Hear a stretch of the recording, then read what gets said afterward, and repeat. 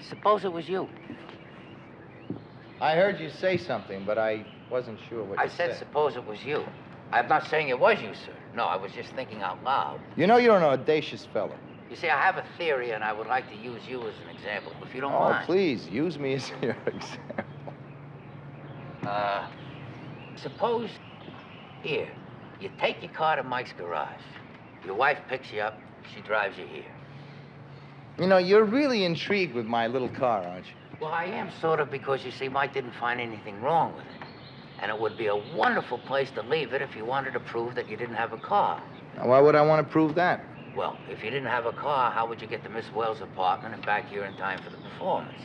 You see, you can't take a cab because they keep records and there's no buses. You can't rent a car because you have to show your license. Getting in and out of here undetected, that wouldn't be too tough.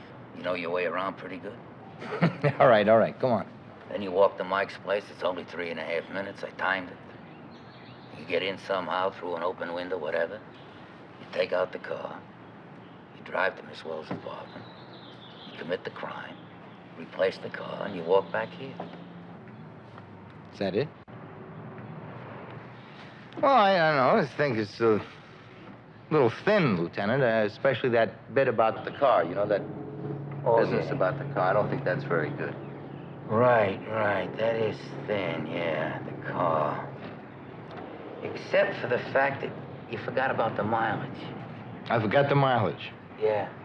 You know when you bring a car into a garage, they note down the mileage?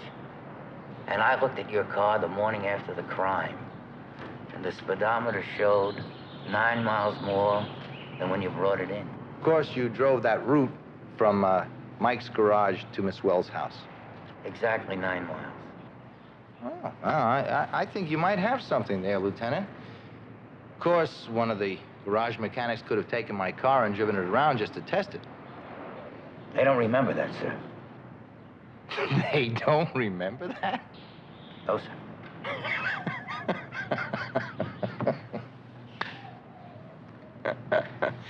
Oh, I'm having a little difficulty imagining this hypothetical court case. I mean, there's no real proof. There's uncertain garage mechanics. No, I don't think your theory holds up too well, Lieutenant. You see, I didn't kill Jennifer Wells. And it looks almost like a certainty to me that her untimely death will go down as an official suicide. Well, sir, I want to thank you very much for your time. Any time, Lieutenant. Right. Yeah, I don't want to forget my cigar. Good day. Oh, listen, just one more thing. I know you don't agree, but at least I've convinced my superiors that Jennifer Wells was murdered, was not a suicide. And they've officially assigned me to the case. That's my specialty, you know. Homicide.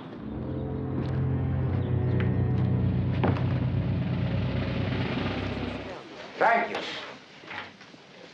Is it true you're planning to recreate the murder tonight, Lieutenant?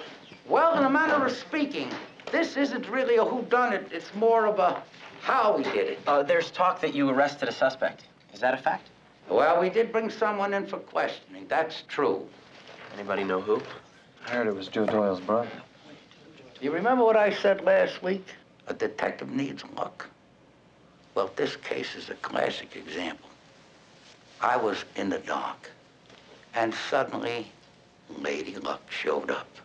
Because out of the blue, that 15-second videotape showed up on a television news program. And for me, that turned the whole case around. Was it the tape that led you to the murder, Lieutenant? Oh, absolutely.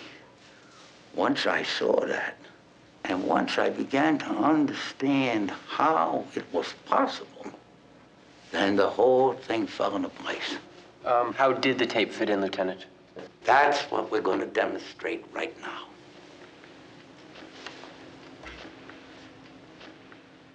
Now, what you're seeing is a live picture from a camera in the garage downstairs. Like from a closed-circuit camera, right? Like the security cameras? No, as a matter of fact, what you're seeing here is the same thing as a television broadcast. You mean you have a television camera downstairs? That is correct. And this is just the way things were last Thursday night when Professor Russ left the lecture hall and walked in the garage toward his car at 8:16 p.m.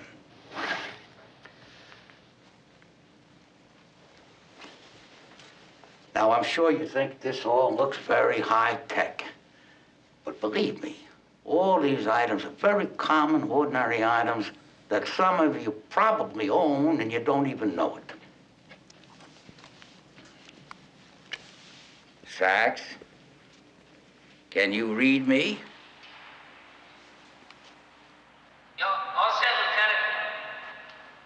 Sachs, are you satisfied with the arrangements? Yeah, I am, Lieutenant. Sachs, can you show the class the object of question? Now, class, pay attention to the gun. Sachs, whenever you're ready.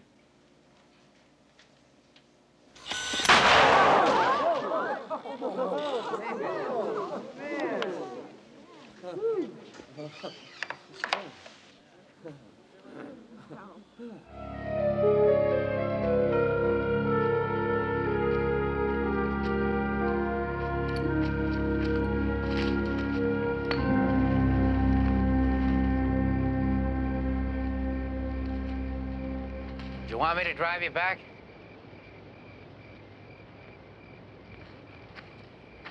I sent the officer who brought me up here back down for dinner.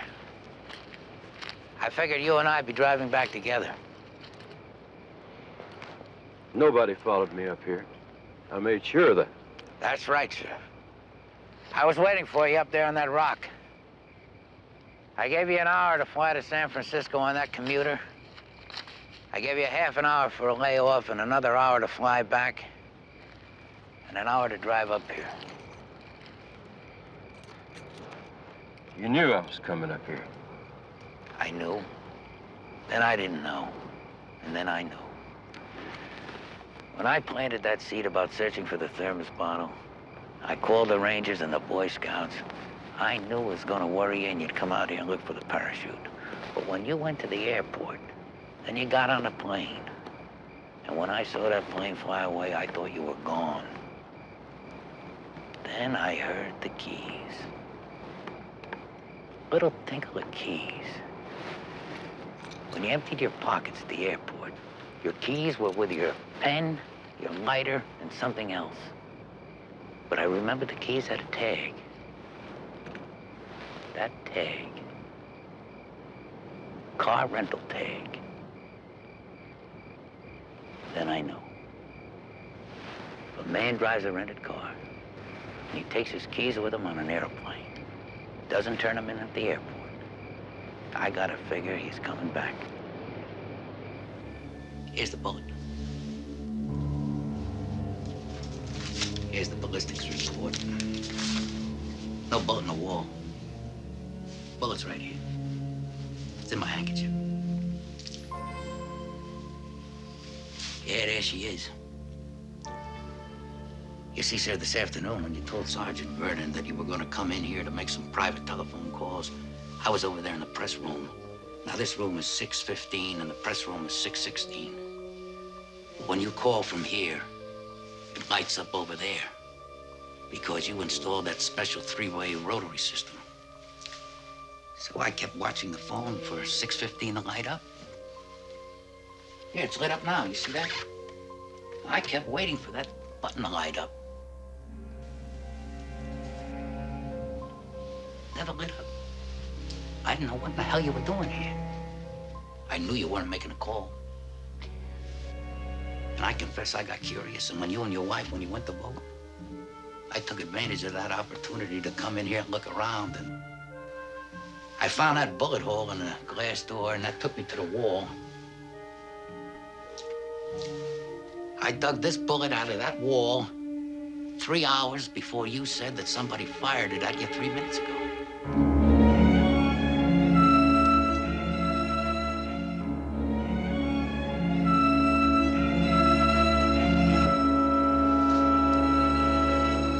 You're under arrest, sir.